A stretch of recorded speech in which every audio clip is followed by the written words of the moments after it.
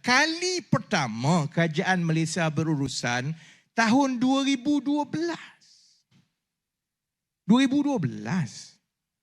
Kemudian kali saya ingat pernah yang ada rekod duduk mempelawa BlackRock untuk masuk melabur dan menguruskan harta rakyat Malaysia ni, cuba teka siapa dia. Tahun bila? Bukan Muhyiddin? Siapa? Siapa yang sebenarnya ada mesyuarat mempelawa pelaburan daripada BlackRock ke Malaysia ni? Siapa dia? Mahathir. Bila? November 2018. Tak percaya, pergi ke Facebook Mahathir.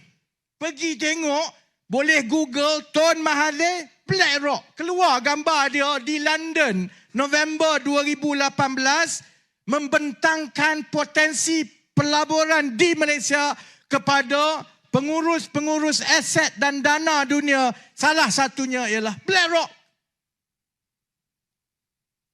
Bukan Anwar Ibrahim saudara-saudari. Anwar Ibrahim masa tu duduk tengah lala lagi baru keluar penjara. November 2018. Pada masa siapa yang wang KWSP diberikan kepada BlackRock untuk diuruskan? Zaman bila? Zaman Muhyiddin. Jadi benda ni sebenarnya benda yang berlaku zaman dia pun. Itu yang saya kata, zaman dia tak ada masalah, fatwanya lain. Zaman orang lain, fatwanya lain. Dia sama macam Tuan Ibrahim Tuan Man. Bila saya tanya, masa kamu jadi Menteri Air, apa kamu buat? Kenapa kamu tak boleh buat macam kami buat sekarang? Meyakinkan kerajaan persekutuan bahawa untuk menyelesaikan secara menyeluruh masalah air di utara perlukan pelaburan kerajaan persekutuan sebanyak 4 bilion. Kamu kan baik dengan Muhyiddin masa tu. Kenapa kamu tak boleh buat? Dia ada fatwa baru terus. Fatwa dia, Rafizi ni kena pergi sekolah. Aku pergi sekolah lagi tinggi daripada dia lah. Dia kata, Rafizi ni tak faham. Tanggungjawab air ni ialah tanggungjawab negeri, bukan tanggungjawab persekutuan. Dia kena baca perlembagaan persekutuan. Macam mana masa saya jadi Menteri Air, saya nak campur tangan dengan soal air kerana air ni ialah tanggungjawab negeri. Tengok tak kluk-klek fatwa dia. Orang Kelantan Terengganu kata kluk-klek. You know?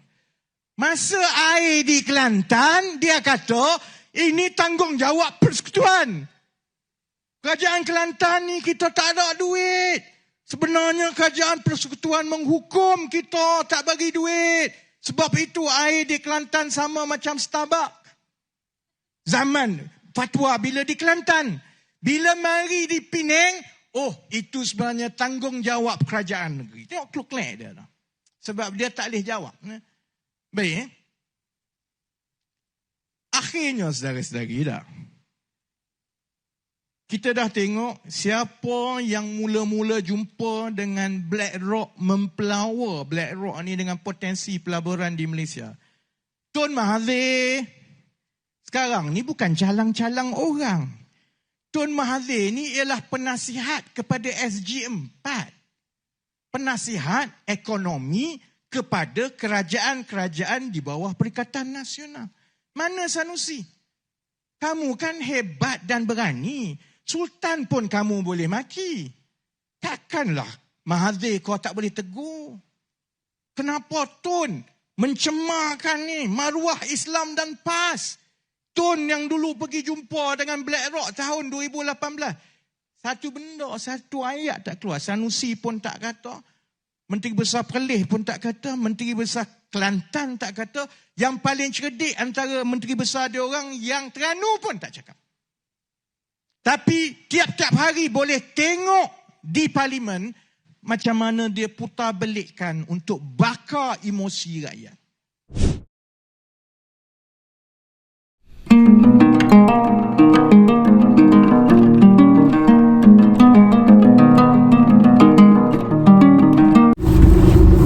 Salam sejahtera Malaysia, denyut nadi suara rakyat bergema di channel ini. Saya teringat dengan menantu Muhyiddin. Sebab bukan main sekarang Muhyiddin, bukan main di dalam dia punya ceramah, bukan main dia cuba untuk ajar macam mana mentadbir negara. Dia cuba ajar macam mana jadi Perdana Menteri yang bagus. Dia cuba ajar macam mana untuk jadi Perdana Menteri yang bagus. Dia cuba ajar macam mana untuk membantu rakyat. Tapi yang saya heran, hebat-hebat cakap Muhyiddin, hebat-hebat cakap Muhyiddin itu, tapi dia tidak pun dapat tangkap di mana menantu dia. Dia tidak pun dapat pastikan di mana menantu dia. Yang saya kesian yang saya fikir nih. Sebab saya pun suami, saya ada istri kan. Jadi saya pun fikir, apa perasaan istri menantu Muhyiddin nih? Ditinggalkan begitu saja, lari daripada Malaysia, tidak mau balik Malaysia. Muhyiddin tidak kesian nggak kepada anak dia yang ditinggalkan oleh suami? Muhyiddin tidak risau kah? Jadi kenapa Muhyiddin boleh ajar macam mana untuk mentadbir negara, kalau dia sendiri pun tidak berjaya untuk dapatkan menantu dia? Macam mana dia mau urus negara kalau keluarga sendiri pun tidak dapat diurus? Begitulah orang-orang cakap, begitulah kawan-kawan cakap. Dan saya pun fikir begitu juga. Pendapat saja, itu pendapat. Macam mana Muhyiddin mau urus Malaysia kalau keluarga dia pun dia tidak dapat urus? Kalau dia tidak boleh pujuk pun menantu dia. Macam mana dia mau pujuk investor, pelabur-pelabur daripada luar negara untuk melabur di negara Malaysia, untuk datang ke Malaysia, kalau menantu dia pun dia tidak dapat pujuk? Macam mana dia mau buktikan dia Perdana Menteri bagus kalau menantu dia pun dia tidak dapat pujuk? Semua dia tidak tahulah. Susah juga Muhyiddin ni, semua dia tidak tahu.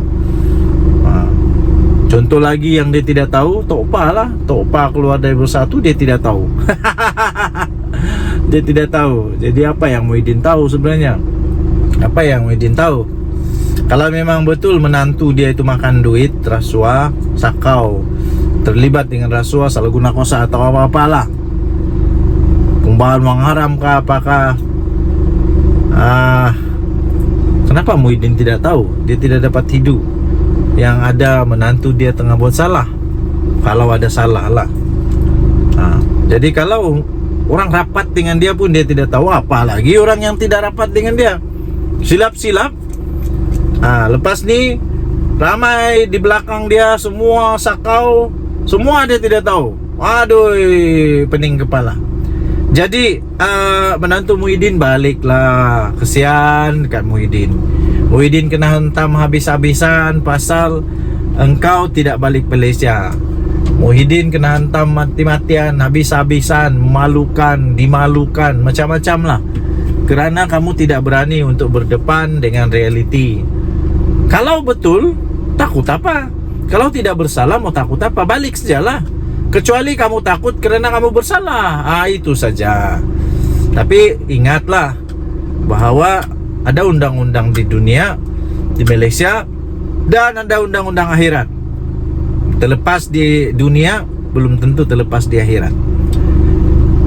Denyut nadi suara rakyat bergema di channel ini. Jangan lupa tekan butang subscribe, like dan share. Bye-bye. Salam sejahtera Malaysia. Di mana Jolo? Woi, di mana Jolo? Ada kawan tanya saya, Jolo sudah kena tangkap kah? Jolo sudah kena tangkap kah? Sebab tiba-tiba ada berita, kalau saya tidak silap, saya ada baca berita, Jolo bayar balik berapa ratus juta kepada Malaysia itu. Tapi di mana Jolo? Kita mendoakan semoga Interpol, kita mendoakan semoga Interpol, semua polis di seluruh dunia dapat bekerjasama mencari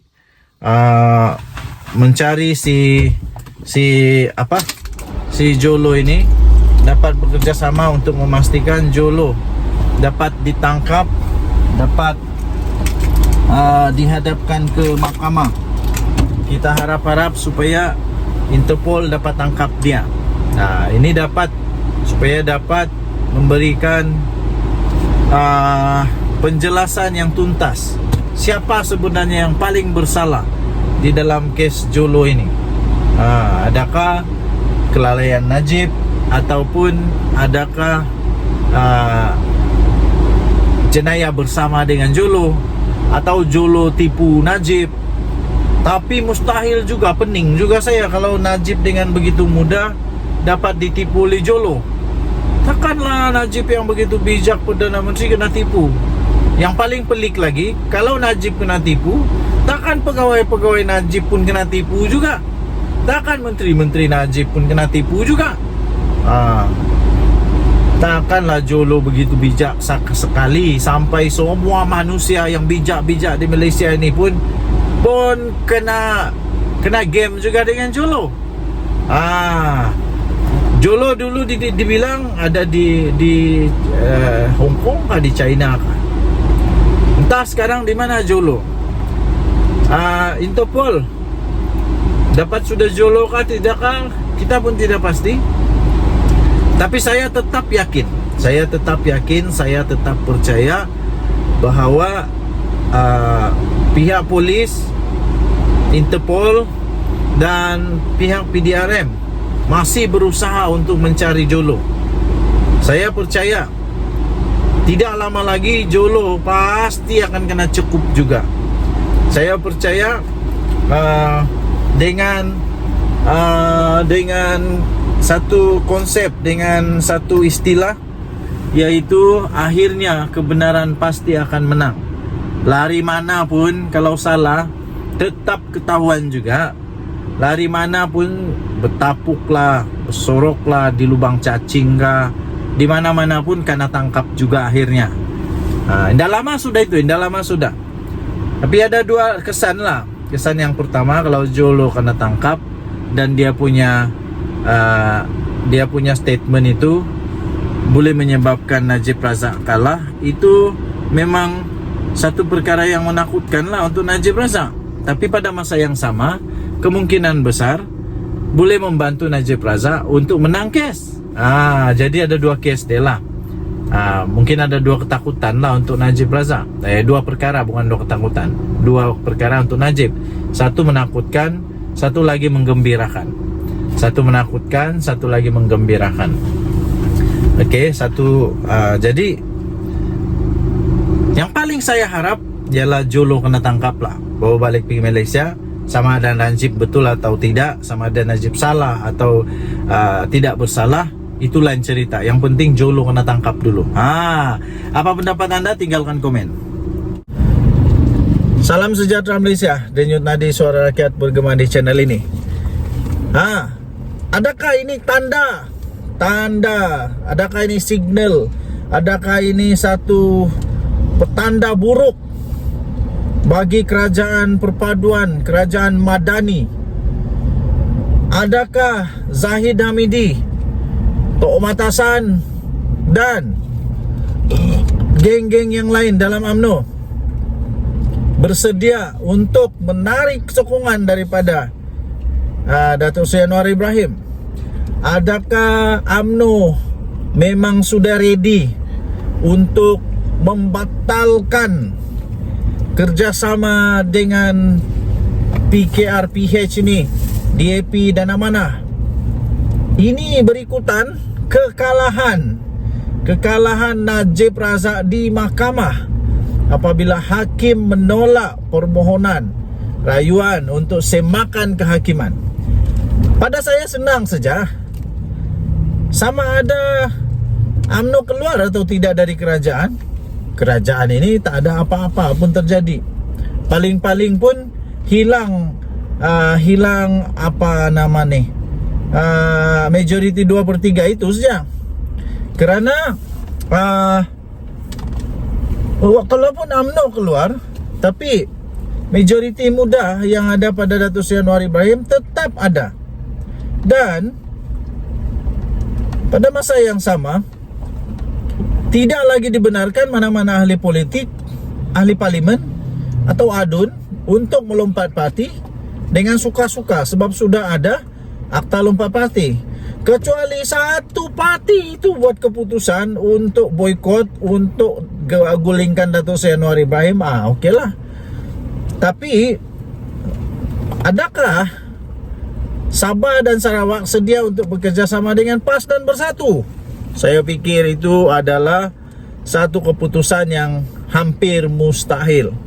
Apalagi Sarawak. Sarawak memang sudah menyatakan, sudah mereka pernah nyatakan diorang punya keputusan, betul-betul keputusan diorang bahawa diorang tidak mau bekerja sama ataupun tidak mau kalau PAS bekerja sama dengan mana-mana parti di Sarawak ataupun menjadi sebahagian daripada kerajaan yang ditakbir oleh PAS. Tidak.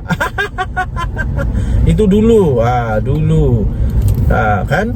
Jadi tuan-tuan dan puan-puan yang dihormati sekalian, nampak gayanya UMNO sekarang di tengah jalan yang banjir. Jadi mereka berada di divider yang tinggi sikit. Ayak dah tinggi ayak dah sampai hidung. Dah sampai hidung, nak lemah dah. Mau lemas-lemas sudah, tapi dah juga lemas lah. Jadi orang bilang hidup segan mati tak mau. Tapi nasib baik UMNO dalam kerajaan sekarang. Saya fikir UMNO perlu membuat keputusan yang penting, yaitu terus berada bersama dengan kerajaan. Sebab kalau dia keluar daripada kerajaan, dia mau bersama dengan siapa? Mungkin dia boleh bersama dengan PAS, tapi mau lagi kah dia orang kena game-game mulai PAS? Yang paling penting, maukah Zahid Hamidi bekerja sama dengan Muhyiddin Yassin? Maukah Zahid Hamidi bekerja sama dengan Muhyiddin Yassin? Pada masa yang sama bekerja sama pula dengan Atuk Mahathir. Aduh, kita akanlah kena game kali kedua lagi, atau kali ketiga lagi, atau kali keempat lagi. Ingat dulu siapa game siapa. Saya fikir Muhyiddin tidak akan bersedia untuk bersama dengan Zahid Hamidi kerana dia pernah kena game oleh geng-geng Zahid. Ingatkan lagi waktu Zahid Hamidi, waktu Muhyiddin Yassin terpaksa bubarkan parlimen, terpaksa letak jawatan, terpaksa dia letak jawatan sebab dia kehilangan majoriti yang disebabkan oleh MP UMNO lah. Lepas itu Ismail Sabri Yaakob jadi Perdana Menteri. Geng-geng yang sama juga yang minta supaya dibubar parlimen. Bubar parlimen dengan cukup yakin, overconfident, kalah teruk pula UMNO. Inilah yang terjadi dengan UMNO. Jadi saya pikir kalau UMNO keluar dari kerajaan, mereka sebenarnya sedang menggali lubang untuk memasukkan otak di dalam itu. Jadi kalau mau survive terus, saya fikir mereka perlu bersama dengan Datuk Seri Anwar. Tapi kalau UMNO betul-betul keluar, bagus juga sebenarnya. Kalau UMNO betul-betul keluar, bagus juga. Tidak adalah yang perlu ditanggung oleh Datuk Seri Anwar Ibrahim, yang dipakai oleh ahli pembangkang untuk kenakan senjata, untuk kenakan Datuk Seri Anwar Ibrahim. Denyut nadi suara rakyat bergema di channel ini. Jangan lupa tekan butang subscribe, like dan share. Malaysia kita punya, cinta Malaysia ku, kita jaga kita. Kita jumpa lagi, bye bye. Salam sejahtera Malaysia. Denyut nadi suara rakyat bergema di channel ini. Indahnya pantai ini, berada di pantai Malibu sekarang. Bercuti-cuti di Malibu lah sangat.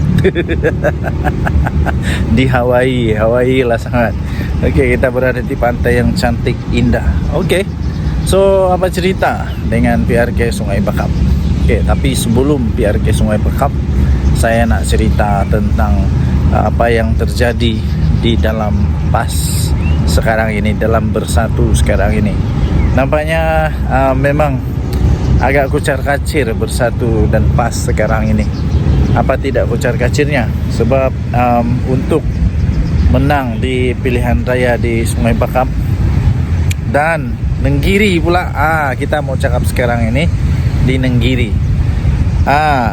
Dengar-dengar Bersatu sudah serah 2 nama, tapi pas mau bertanding di sana, ini kalilah kita akan tengok siapa yang menang, siapa yang kalah. Ini kalilah kita mau tengok betulkah dorang ini geng kuat, geng keras, ataupun macam pantai-pantai pasir di pantai ini. Sekali-sekali ombak bertiup pula, sekali ombak menghempas, sekali itu jugalah dia berubah. Sekali semuanya berubah, semuanya makin hancur. Cantik kan? Saya berada di di Malibu di Hawaii. Cantik kan tempat nih? Datanglah ramai-ramai ke sini. Kalau banyak duit boleh datang pergi sini juga. Kalau tidak duit pun boleh datang sini juga. Percuma pantai dia cantik-cantik ini. Oke. Jadi memang masalah besar sekarang dalam Bersatu, dan memang bingung lah. Tapi pada masa yang sama juga PKR, PHDAP pun, DAP dan Amanah UMNO pun bingung juga sekarang nih. Macam mana dorang tidak bingung?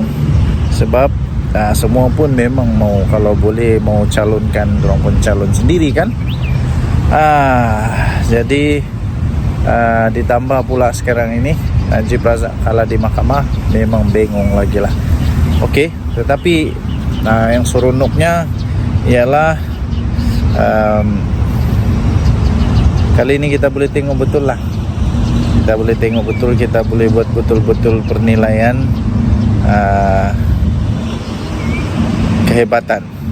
Tapi yang dah seronok nih, yang dah seronok juga ialah sampai PM Anwar Ibrahim sampai dia bidas permainan politik kotor, politik kebencian yang dimainkan oleh pembangkang, yang dimainkan oleh Perikatan Nasional.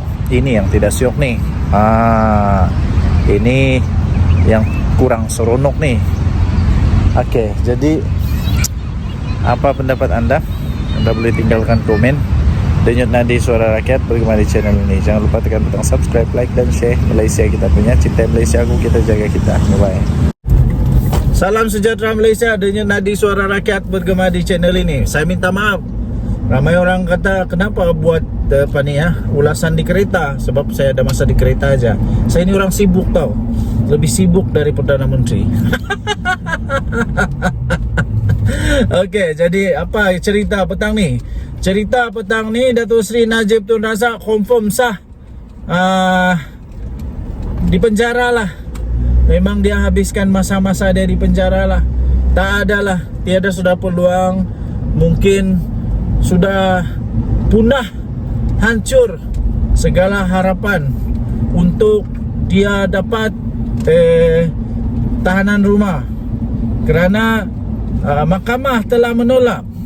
Mahkamah telah menolak permohonan semakan kehakiman untuk rayuan supaya dapat Najib Razak tahanan di rumah. Tapi nampaknya telah ditolak oleh mahkamah. Minta maaf lah Encik, minta maaf lah Encik, puan, nenek, aki, uncle, aunty, minta maaf. Najib kalah di mahkamah kali ini. Kalah teruk. Jadi memang sah. Rosmah Mansur menangis lagi. Pasti Rosmah Mansur rindu sudah dengan Najib Razak. Mesti dia sudah rindu betul dengan Najib Razak. Mesti dia betul-betul sudah mau lama sudah peluk-peluk suami dia. Yalah kan Rosmah Mansur ini isteri yang apa? Sweet wife. Wey, dia kan sweet wife. Sabah International Convention Center. Kita boleh ke jalan-jalan sini nih. Jadi nampaknya Najib Razak tidak ada lagi peluang untuk dipenjara di rumah. Okey. Jadi dia kalah di mahkamah. Ini satu. Yang lagi satu nampaknya Najib Razak bakal pula sudah jatuh di timpa tangga rasanya lah. Sebab untuk dia punya apa itu perbicaraan untuk kes 1MDB dan juga kes dia penyalahgunaan apa itu? Ada boleh visitor lah sana. Penyalahgunaan salah guna kuasa untuk perbendaharaan negara Malaysia pun dia ada masalah juga. Kalau itu dia kalah lagi teruk berbilion-bilion tu. Jadi nampaknya Najib Razak kemungkinan besar bersambung-sambung lah dari penjara. Harap-harap bolehlah dia keluar dari penjara sebelum terlalu tua. Jadi Zahid Hamidi pun entah apa perasaan dia sekarang lah. Apa-apapun paling penting kita serahkan kepada kuasa mahkamah. Jangan sembarangan buat spekulasi, apalagi memfitnah. Ini mahkamah bagi keputusan Anwar pula bersalah. Sudah ada bukti dia bersalah, Anwar pula salah. Pelik bin ajaib. Habis kalau macam itu, tak payahlah kita tinggal di manusia bertamadun. Bagus kita tinggal di hutan yang tiada undang-undang. Kau suka, kasih lepas. Tidak suka, jangan kasih lepas. Mana boleh begitu? Suka kah, tidak kah? Kalau memang sudah ada keputusan dari mahkamah, kerana ada sudah keputusan dengan bukti dan bukti-bukti lah. Dia bersalah, salah, tetap salah lah. Janganlah nangis. Tanggunglah sendiri perbuatan. Denyut Nadi Suara Rakyat bergema di channel ini. Jangan lupa tekan butang subscribe, like dan share. Malaysia kita punya, cintai Malaysia aku, kita jaga kita. Bye-bye. Salam sejahtera Malaysia. Denyut Nadi Suara Rakyat bergema di channel ini. Ada satu soalan yang bermain di pikiran. Kenapa pada kali ini, pada pilihan raya Sungai Bakap ini, tidak ada Mahathir? Mana Mahathir? Kenapa Hadi Awang tidak panggil Mahathir kali ini? Adakah Hadi Awang bersatu pas sudah sedar bahawa Mahathir tidak guna sudah? Tidak guna sudah, tua sudah, tidak ada pun apa-apa fungsi dia lagi. Malah tidak sudah pun jadi apa? Berharga. Tidak guna lah. Malah mungkin boleh menyebabkan kekalahan. Mungkin begitu. Jadi mana Mahathir sekarang? Lepas tu banyaklah apa itu teori-teori. Banyaklah teori-teori muncul. Mahathir ini hilang, gaib di bunian lah. Mahathir gaib, tiba-tiba gaib, mengira harta lah. Mahathir sedang bertapa di gunung Menindoi. Mahathir sedang bertapa di gunung Menindoi supaya dia ada hikmat kabalan supaya tidak kedapatan salah kalau ada salah, kalau tidak salah supaya dia tetap menang. Begitulah kan. Tapi mustahil lah bahwa si Mahathir pula pergi bertapa. Mana boleh bertapa? Itu syirik. Syirik tu. Janganlah bertapa, dapat ada hikmat kabalan. Tapi saya pun hairan jugalah, betul. Saya pun hairan. Kenapa Mahathir sekarang tidak ada dalam siri jelajah kempen Perikatan Nasional ini? Sebab sebelum ini bukan main lagi. Sampai siap buat gabungan 3-4 negeri lagi, dengan penasihatnya Mahathir. Yang selama ini Mahathir selalu dicakap Maha Firaun lah, macam-macam lah. Tapi tiba-tiba jadi penasihat yo. Jadi itu dulu. Sekarang tiba-tiba Mahathir hilang. jejak Mahathir betul-betul hilang. Mungkin perlu buat jejak kasih, ataupun mungkin boleh buat kuis dia di mana Mahathir, macam di mana Jujambul lah. Begitu. Jadi baguslah, saya setuju. Jangan lagi kacau Mahathir sudah tua, apalagi mau dikacau-kacau. Mahathir patut bersama dengan anak cucu dia, bukan anak dia pun sudah tua lah. Patut bersama dengan cucu cicit dia, patut di masjid kah, di surau kah, beramal jariah, patut begitu. Bukan lagi pergi berpolitik yang hadiah wang dengan Muhyiddin, dengan Perikatan Nasional, mau kacau Mahathir lagi, ajak bawa sini, bawa jalan sini, bawa jalan sana untuk berkempen lagi. Kenapa? Janganlah, kesian dia tahu. Kesian Mahathir sudah tua. Jadi lebih baiklah Mahathir diam-diam saja, mengenangkan nasib dia yang pada sudah tua ni, seolah-olah tidak lagi dipakai, tiada guna sudah. Dan yang dulu kawan sudah jadi musuh, yang musuh dulu tiba-tiba jadi kawan. Macam terdesak begitulah kan, macam lah.